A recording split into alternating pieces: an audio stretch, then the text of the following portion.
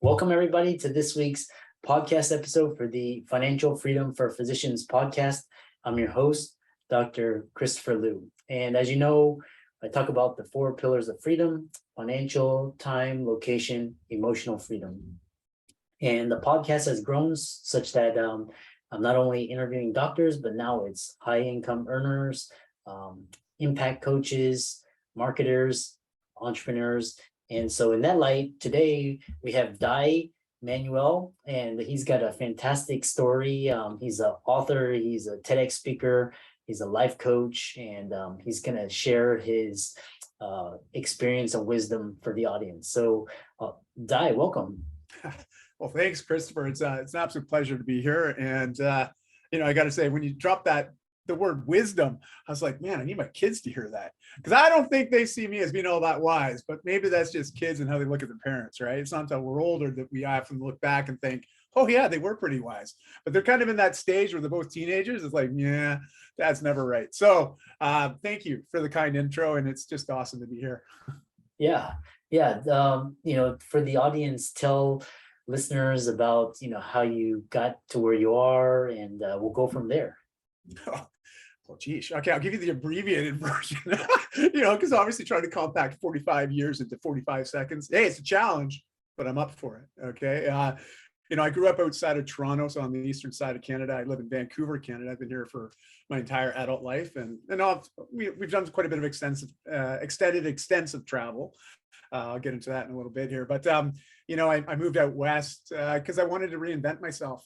I mean, how many of us get to a place in life where we grow up or we experience certain things and we just think, gosh, wouldn't it be cool if we had a do-over?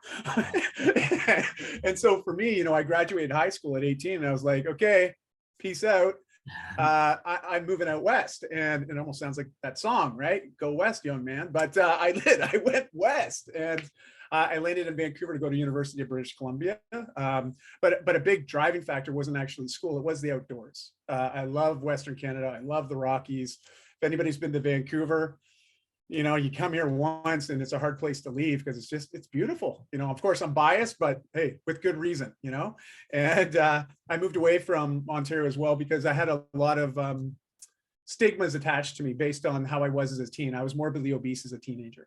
And I'm sure you deal with people in various states of health just based on your profession. And, when you deal with people in their morbid obesity, there's a lot of health complications, a lot of other symptoms as a result of that state of unhealth. And I was living it. I was a walking cliche. And I made some big changes, which also inspired me to change internally, emotionally, psychologically, even spiritually. And so I wanted to go someplace where nobody knew me. And so I moved out west and got into university. And then, just started to carve my own path and try to figure things out. Now, I'm still trying to figure things out, 25 years later, at 45, a couple kids later, been dating my wife for the last 22 years. And I've also built and exited out of my one main business, and then I've started a couple others. My core business was fitness equipment retail. So it was fitness equipment, accessories, supplements, apparel.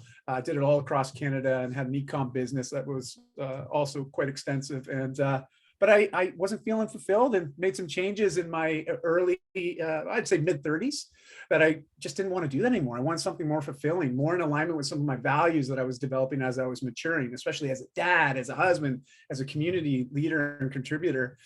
And so again, found myself wanting to reinvent myself again. And so I quit a career 17 years. A month later, my wife quit her career. We pulled the kids out of school 2 months after that. And we said, okay, where are we going? I don't know, but let's just go traveling. And so we went for 5 years traveling around the world. And we ended up in Bali for 2.5 of those years. Moved back to Vancouver right before the pandemic so my kids could finish high school. And boom, here we are. I'm talking to you today, so you can unpack whatever you want out of that, Christopher.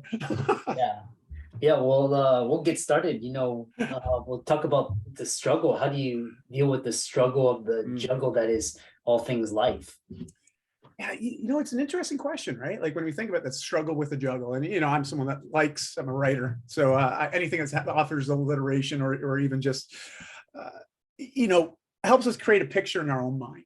Right. But if you think about just the juggle, like we always have multiple things going on. And I don't care really who you are.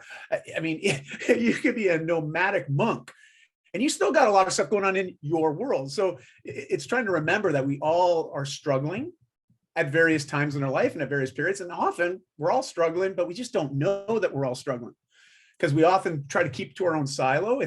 And sometimes we don't talk about the struggles. And I know for myself, when I started opening up about some of my struggles that I've been, let's say, enduring, for the last 3 or 4 years, more appropriately, if I go back almost 5 years, I started to, and this is actually sort of piggybacks into my TEDx talk. What I talked about last year was this idea that vulnerability can be a skill, and it can be a skill that all of us can develop. But I was really there to try to speak to men, because men being vulnerable, we have a certain negative connotation typically attached to that idea. We see vulnerability as a weakness, as a way of potentially being used. If we share something that might be too private and that someone takes that and uses it against us. And so because of this, our relationship with that idea of being vulnerable and opening up is challenging. Yeah. 5 years ago, I started to experiment and to do a little bit more with that opening up, especially around other men. And it changed everything for me, Christopher, like literally everything. Because all of a sudden I'd start to put my hand up and like, man, I'm really struggling with this. And for me, it was also just, I transitioned from brick and mortar. And now I started to build businesses solely online. So you can imagine there's just a learning curve. And I was struggling with trying to figure it out and all the differences and the nuances, especially between those two different industries. And I started opening up to some other guys about just my frustration and how I was feeling negative about myself. And the funny thing was, 3 other guys around this table of men that I was hanging out with, 3 of these guys put their hands up and said, oh man, welcome to the club. We're struggling with that too. And I was like, really?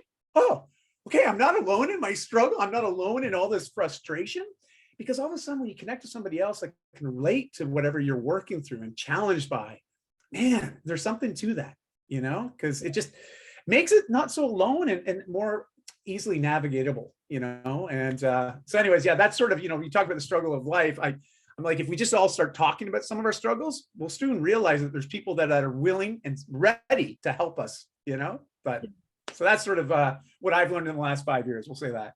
Interesting. You remind me of Gary Vee. He recently wrote a book, 12 and a half. Oh, I haven't read that one. I haven't even heard of that book. So that's must be brand new. Is that just come out?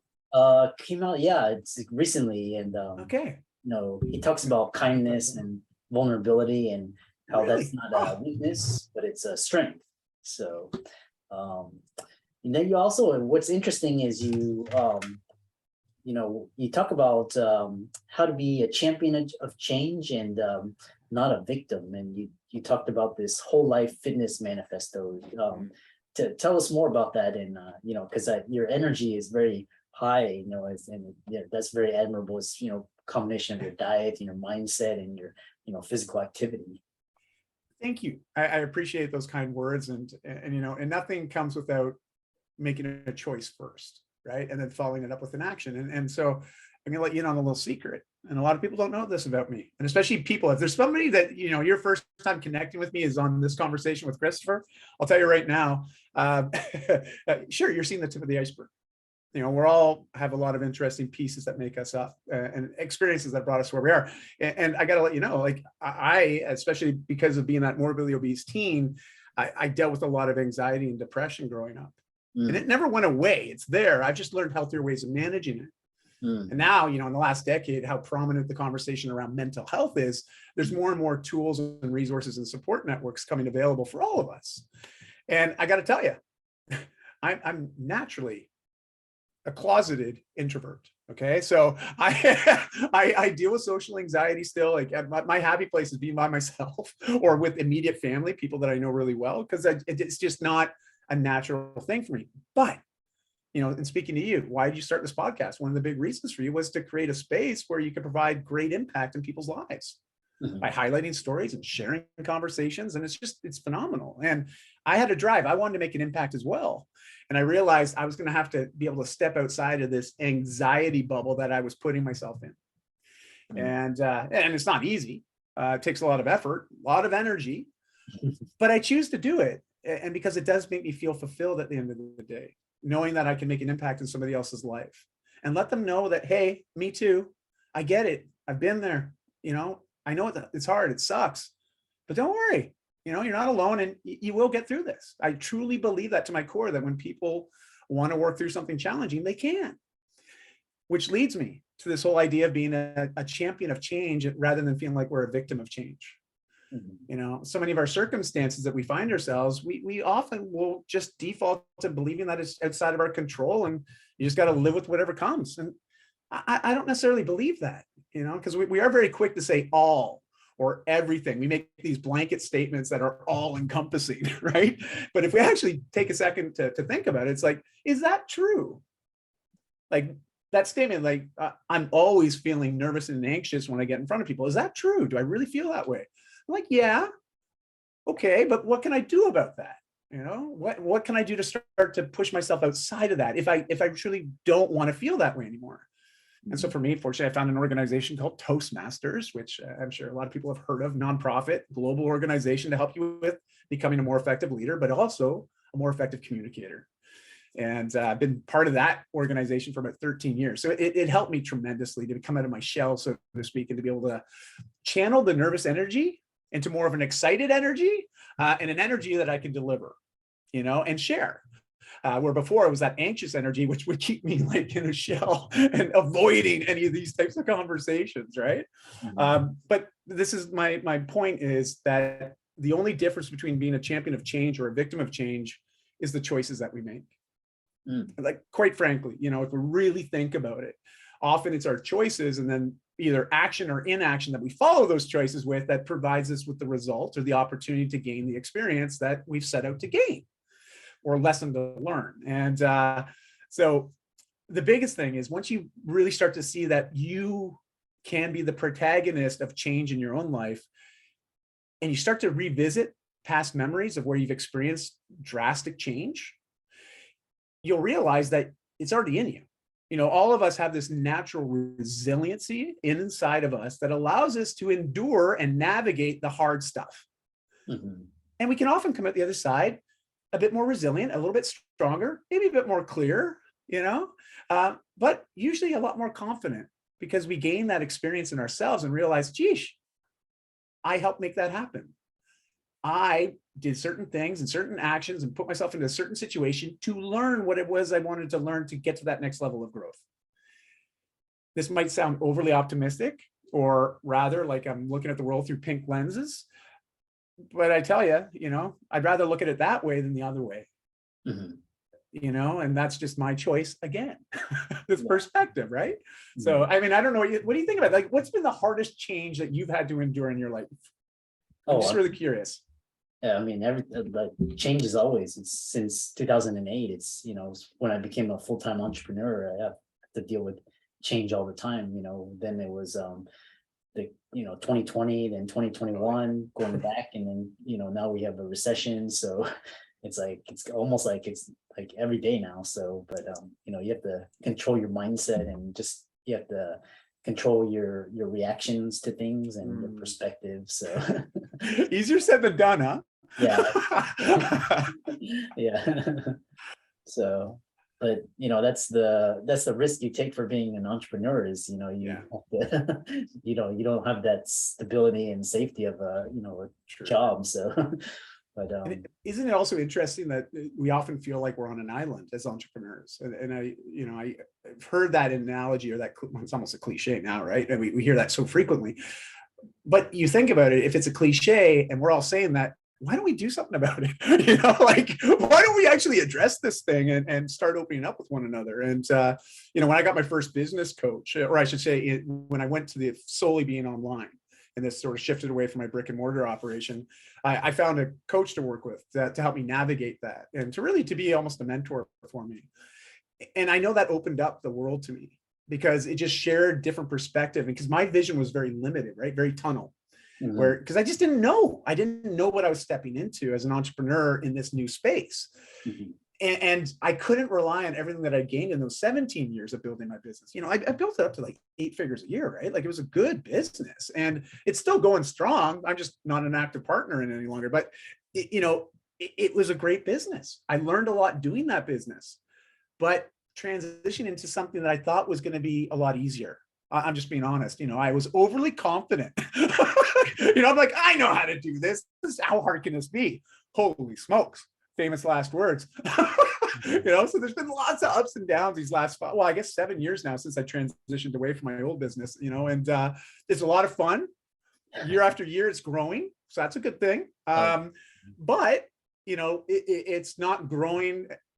Well, you know what? I'm going to be honest. I'm going to say it to you right now. I know the only reason why it hasn't grown as quickly as it could, because of me, because there've been times where I think I've been afraid of growth, to be honest, and I keep saying that, but I'm just being truthful with you, I think the growth intimidates me at times, because there's the idea of, oh my gosh, gonna have to have over 100 employees again and all those contractors. Like I start thinking about all the work that it entails when you start to build something at scale like that. And it scares me and intimidates me, and that's something I'm actively working through again over the last 6 months, like specifically that. So I thought that was probably appropriate to share that right now, just based on our conversation we're having. Yeah. You have so much experience, life experience, and what's interesting is what do you think is the best way to manage change in one's life? Oh, that's such a good question. Well, I think a lot of what, think about how do we gain clarity in life? It's often by asking questions and then thinking about the questions and really reflecting, introspecting, or it also will open up our eyes, the right type of questions that, man, there is a lot I just don't know yet. And it sort of points us in the direction of gaining knowledge, awareness, wisdom, if you will, So I think what would be most useful to answer that question is I have 3 questions I always work through whenever I feel that there's a need for change again, whether the change is being forced upon me or I'm freely going after change. Would it be helpful to share those 3 questions? Sure. Yeah. Okay. Absolutely. All right. Okay. Here we go. All right. Question 1. Can I do this? Right. This being whatever that change is. That first question is a big one. To ask yourselves, okay, can I do this? Now, like for me, transitioning away from my old business into this new venture, can I actually do this? And to be fair, at the time, I was like, oh yeah, I can do this. I got some knowledge. I got some understanding. I've done business before. I've been an entrepreneur for a long time. I can do this. So you get this false sort of confidence, I guess. At least I was in that situation. But I recognized, I know I couldn't be fully confident going down that path because I already knew that there was going to be areas I wasn't fluid in. I didn't have the knowledge or the wisdom. But at least in answering that question, can I do this? It opened my eyes to different areas that I hadn't thought of yet. Because it's almost like a free flow, like a brainstorming session when you start to scribble down all the possible answers of, can I do this? Well, yeah, I can. And here's why. Mm-hmm. Most importantly, you got to get to a yes on question 1 before you can go on to question 2. So work through question 1. Can I do this? Can I make this change? As a 15-year-old morbidly obese teenager, I was like, can I actually get healthy? And I was like, well, I don't know if I can. I have no idea how to do it. I've spent 5 years of my developmental years, watching TV, playing video games, and eating junk food. So all of a sudden today, for me to say, can I go and get healthy as that morbidly obese teen? Trust me, I was not going to say, yeah, I can do this. Let's go. I wasn't there. Okay. So I recognized I needed help. I needed knowledge. I needed to grow my experience as well as my experience with myself actually doing new things. Mm-hmm. So I got to a yes. Okay. Because if I start to do that stuff, can I do this? Can I actually do the change? Yes. So once you get to a yes, you go to question 2. If I do this, will it work? Because that's a bummer of a question, right? Because it's like, oh yeah, well, like I'm just going back to when I was morbidly obese, right? Like as that teen, sure, I got to this place where I went to the library, I got books out on fitness and nutrition. My parents went because I wanted to go get a mountain bike because I knew how to bike. I liked biking as a kid. I was like, okay, there's an activity that I enjoy and I can do it by myself. It's very solitary. I don't need to be around anybody or with anybody because at that time, I didn't want anybody around me. I didn't. I wanted to do it on my own because I was embarrassed and self-conscious. Right? I'm just, full disclosure. That's how I was feeling. So I didn't want anybody around me. So I got a mountain bike. Either way, I went and I got these things. And then I was like, okay, well, I still don't know how to do this. Mm-hmm.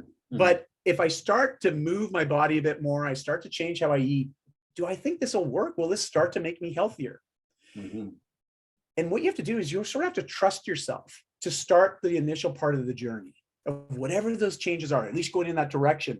Because in those first few steps, you learn, you gain awareness and knowledge and wisdom about this. But it also starts to grow your confidence, especially if you can get some quick wins in. Quick little wins right in the beginning creates this positive momentum and energy that will fuel us to keep going. Mhm. And for me, is in that first 6 weeks, there was this big mountain. Okay. And I say a mountain, I'm from the West Coast. There are mountains here. These are the Rockies. Where I grew up outside of Toronto, what I related as a mountain, being a 15-year-old on a mountain bike, trying to go up this little hill, which, still in my recollection, wasn't a little hill. It was hard, again, very unhealthy, out of shape, on a mountain bike, trying to go up this hill. And I thought it was a mountain. I thought it was Everest. Mhm. And I remember the first time I tried going up it, I got to a third of the way up and the bike like literally stopped. Like, like when you're working so hard and it's like nothing's moving. It felt like I froze in time. I was just like, and then boom, fall over. Now, my normal mindset would be, okay, well, turn around. You just failed, go home. But I knew that I committed to these changes. I trusted that if I start doing these things and I keep doing them, we'll start to see good things happening. Mhm. 6 weeks into this, one ride, I made it all the way to the top without getting off the bike. Nice. At that moment, I believed I could do anything I put my mind to, because I could do it. I did it. I was seeing the changes and experiencing the changes, and it was making me feel excited. And so that question, can I do this? Will it work? Oh yeah, I was a hell yes, this is working. So it allowed me to keep going. Now you got to follow it up with question 3. This one takes more time, and often people need help in order to work through this to get to the answer. But the question is it worth it?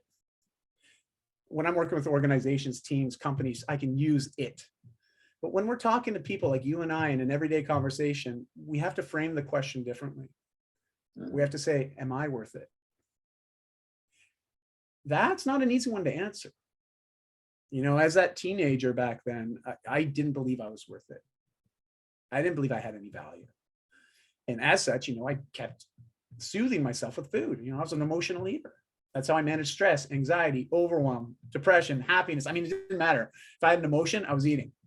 And that was my habit. I didn't believe I was worth the change.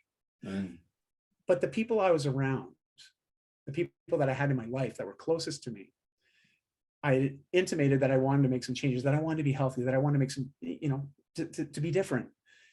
And they were like, you can do this. You're so worth it. We love you. We're here to help you. That allowed me to at least get to a place where I was like, I think I can. I think I'm worth this. I may not have fully believed it yet, but I thought, I was starting to see that crack in the door and I could start to see the light coming through. So I always like to share that with people, those 3 questions, because you got to get to a place where you're like, yeah, I'm worth it. I'm worth the change. I'm worth the effort. I'm worth the work. I'm worth the results. And so keep these 3 questions, front of mind anytime you're navigating any change in life, whether it's invited or not. Can I do this? If I do this, will it work? And then lastly, am I worth it? Those 3 will help you navigate even the most challenging of changes. And I'm speaking from experience. I've done this many times, even when I gave up alcohol 13 years ago, because I struggled with alcohol abuse. It's funny, I got away from the food and I learned how to then medicate my emotions with alcohol.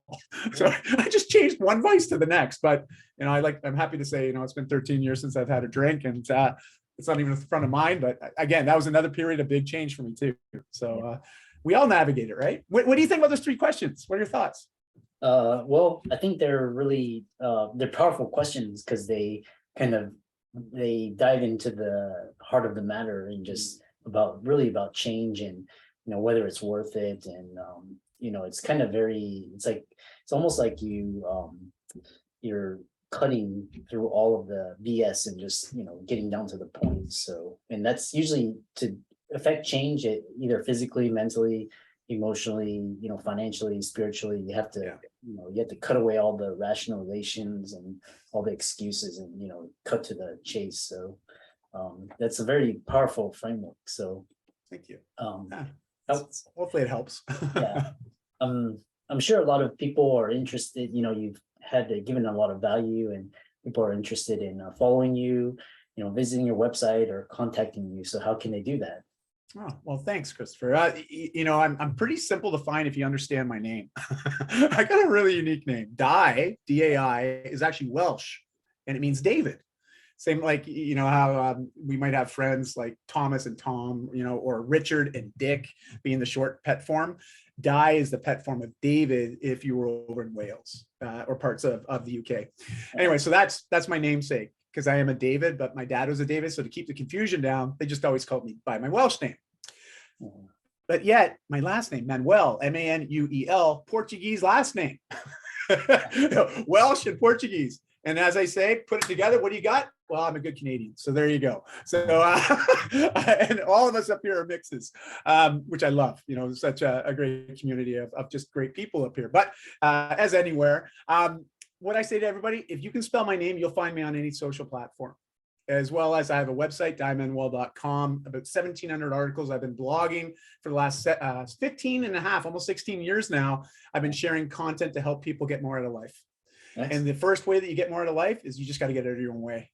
And if you're ready to do that, oh man, go have some fun, get on the website. The new one launches in about a month. It'll be a lot easier to navigate all that content. But for now, hey, there's you probably heard of Alice in Wonderland. Well, there's the rabbit hole. Go on down and just see what you learn. Yeah.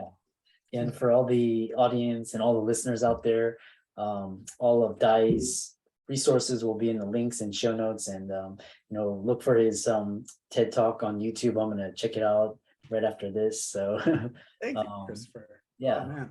Really been a great conversation. And like I said, I always love talking to interesting people. And as long as I pick up new things and can share it with others, it's a win. So thank you. I just have to say, I appreciate what you're doing. I know it's no small feat to put this kind of content and to be consistently putting content out and creating a space for these conversations to happen. And I just want to say thank you. Thank you for contributing and adding this to the world, because you can't help but pick up any TV or go on a lot of social networks, and it's just a lot of negative filling the feed.